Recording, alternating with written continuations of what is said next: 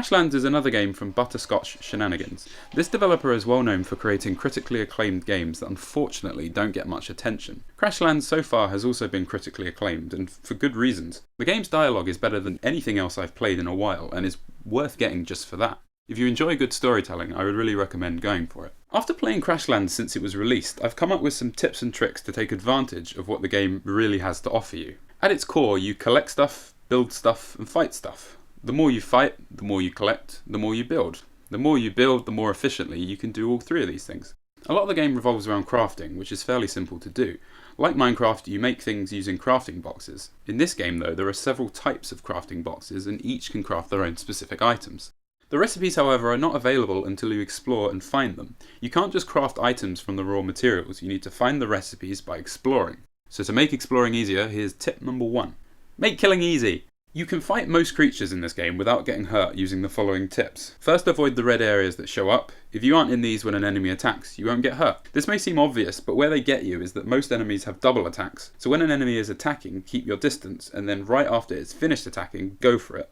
Doing it how I'm showing here is the best way I found to fight.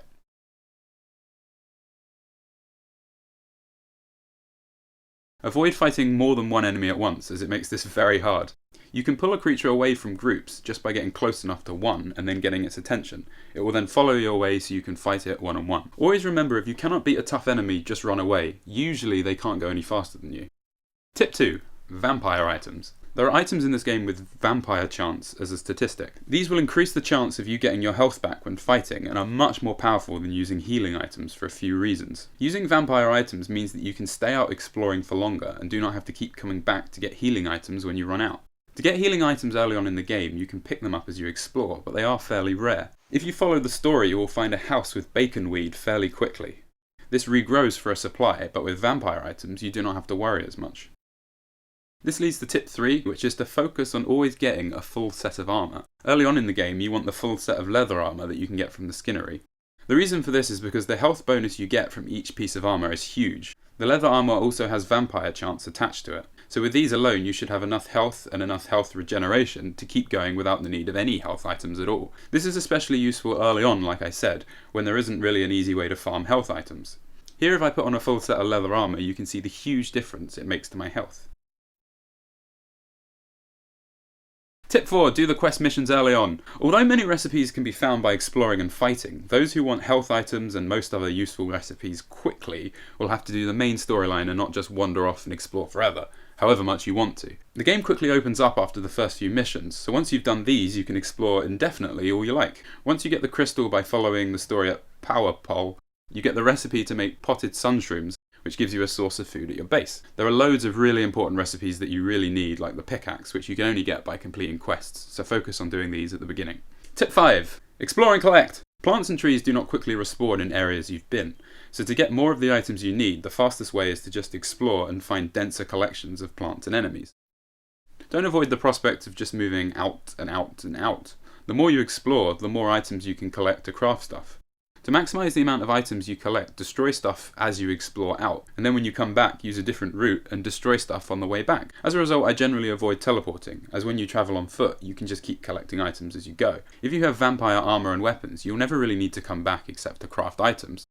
If you want a certain item from a certain enemy, and you're just going to kill 20 of them in a row, remember to break plants and rocks at the same time to maximise the items you collect. What I mean is, don't ever just focus on getting one item at a time, as you'll need other items later on. There's no limit to how much you can carry either. I've been playing Fallout 4 for months, so I find this really difficult to accustom to. Exploring all over is especially important since you can find teleporter pads all over the place, so if you are going on a long run, you're better off not coming back until you find one, just so you can always get back to that spot really easily. Tip 6 is to look at the stats of weapons, armours, and enemies. Enemy weaknesses are an important part of the game, and you can see what they're weak against in the compendium. This is mostly useful when you are harvesting a single type of enemy. Gluttonies here, for example, are 90% resistant to poison, so you would avoid using a poison weapon or armour that's weak to poison.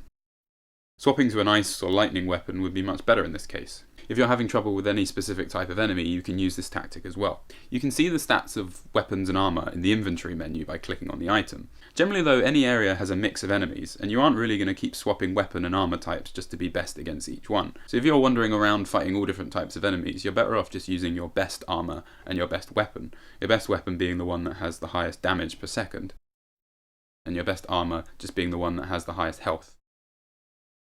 This also works for pets as well, which are strong and weak to different things. If you're fighting one type of enemy, be sure to use the right pet for the job. These are just some final quick tips. Number 7 is always have a lot of thatched saw floors with you. These are really useful when exploring because they can be used as bridges to get to islands, or just when crossing water. Always have 20 or so around just to make exploring much easier. Tip 8 is to track items. When you really want to make a specific new item, track how to make it. To do this, select the type of crafting box it's made in, then click the item you want to make, then click track.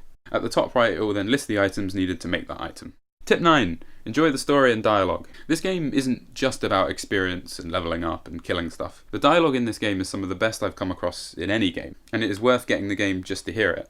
There are jokes hidden all around the game. Your ship, for example, is called the SS something asses, which may seem a bit silly, but is actually probably a reference to the fact that everyone plays as a character relating to the word ass in popular gaming shows nowadays. Aaron. Butlet?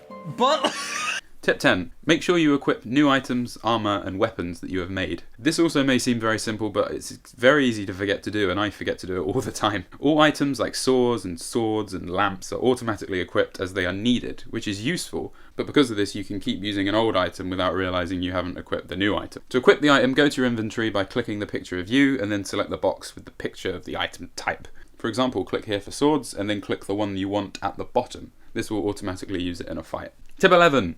Use the signs. This is a great tool and one I'm surprised we don't see in other games. It's great for drawing you in and makes you feel like you're actually exploring, because you're the one marking out new places. If there's anything that you want to get in more than one trip, like loads of loot or a bunch of really strong enemies, just make a sign telling you what's there and then come back later.